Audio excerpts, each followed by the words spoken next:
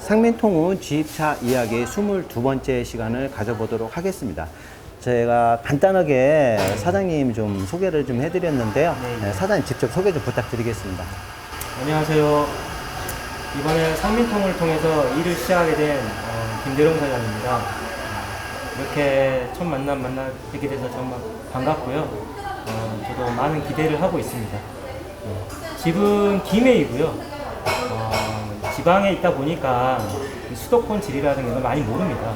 앞으로도 이제 상민통을 통해서 열심히 할 계획입니다. 아침에 오셔가지고 사장님 눈높이에 또 현장에 맞게끔 좀 교육을 또 해드렸고, 그 다음에 제가 또 사장님 차량으로 직접 지금 뭐 코스 연습도 하고 도로를 또 운행을 해보셨어요.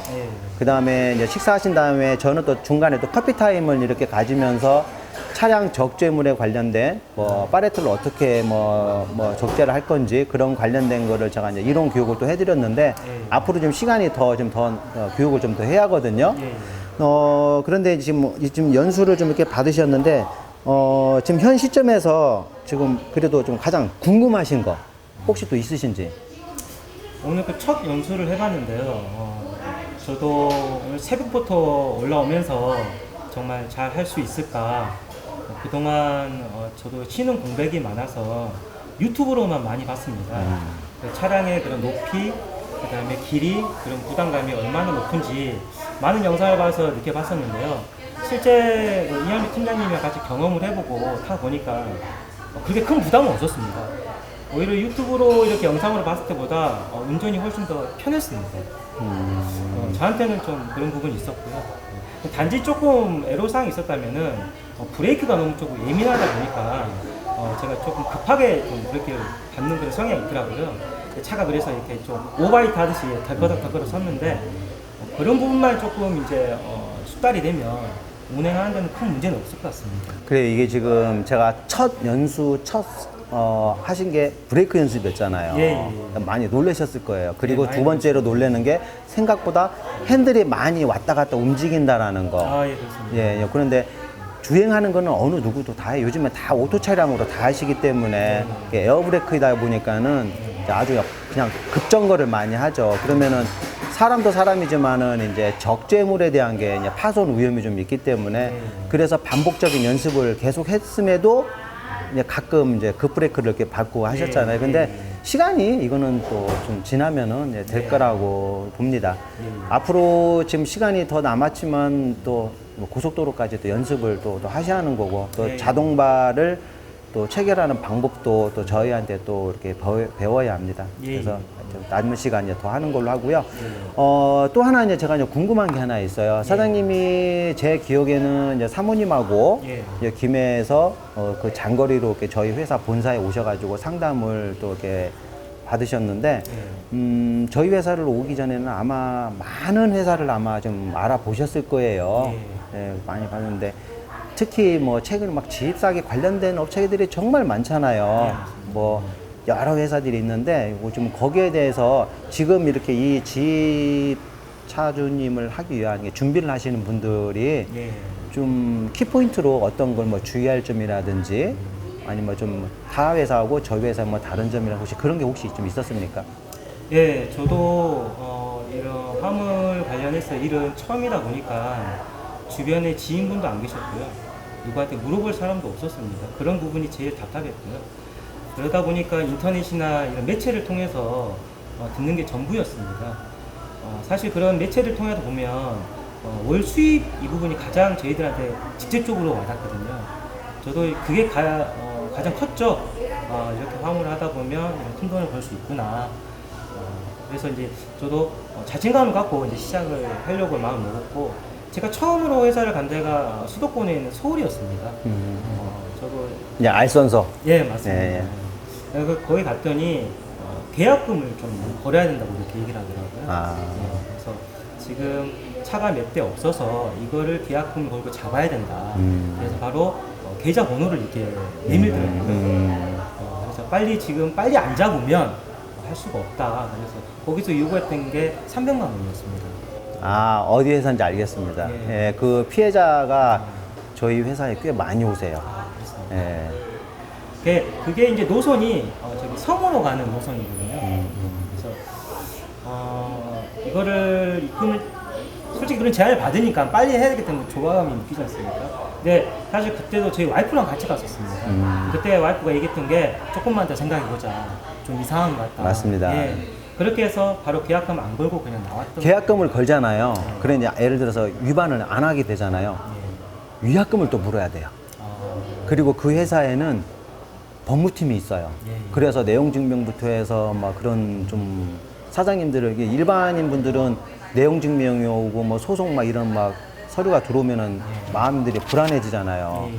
계약금을 넣는 순간부터는 상당한 손해를 돌려받지도 못하고 오히려 위약금을 내라고 하더라고요. 네, 그래서 참 아마 그쪽 회사가 지금 소송이 좀 몇 가지가 좀 휘말리고 있는 걸로 제가 알고 있습니다. 그리고 저는 또 거기에 좀 의구심을 가했던 게 제가 사실 뭐 집이라든가 이런 부분에 있어서 제가 조금 부채가 조금 있는 편이었거든요. 그래서 캐피탈 대출이라든가 이런 거에 대해서 조금 걸림돌이 좀 있었습니다.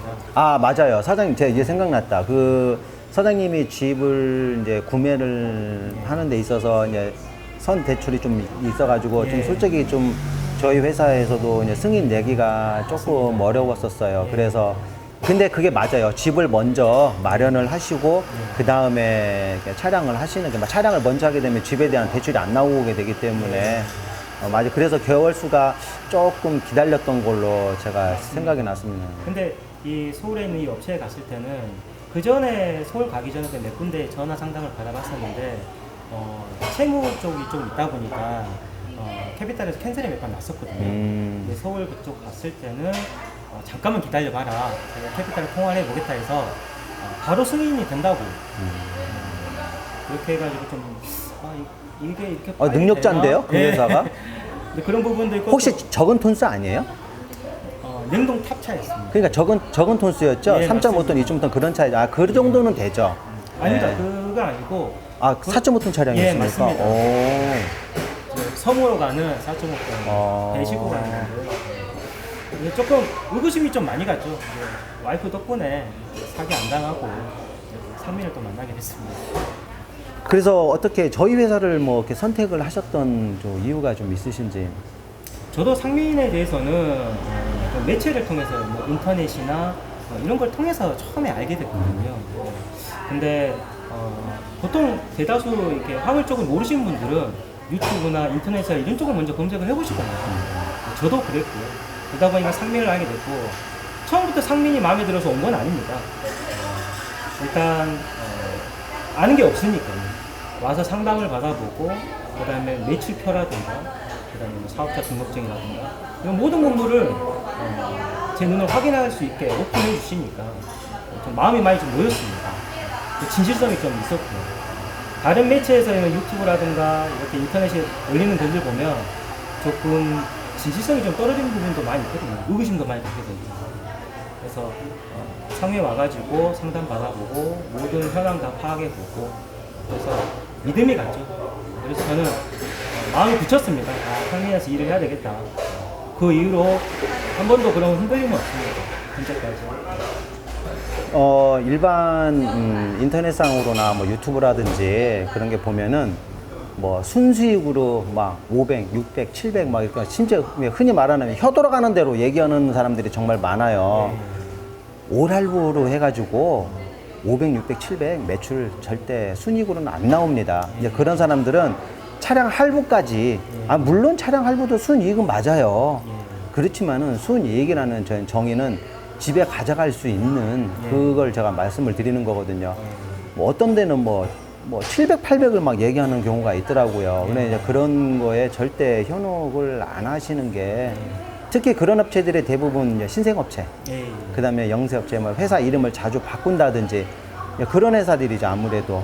저희는 하루에 몇 건 하셨고, 어디에서 A에서 B까지 가시면 운송료가 얼마고 그게 다 써 있잖아요. 예, 맞습니다. 그리고 법인 인감 도장도 찍혀 있고, 그리고 이제 재무제표 보여주는 회사는 또 없어요.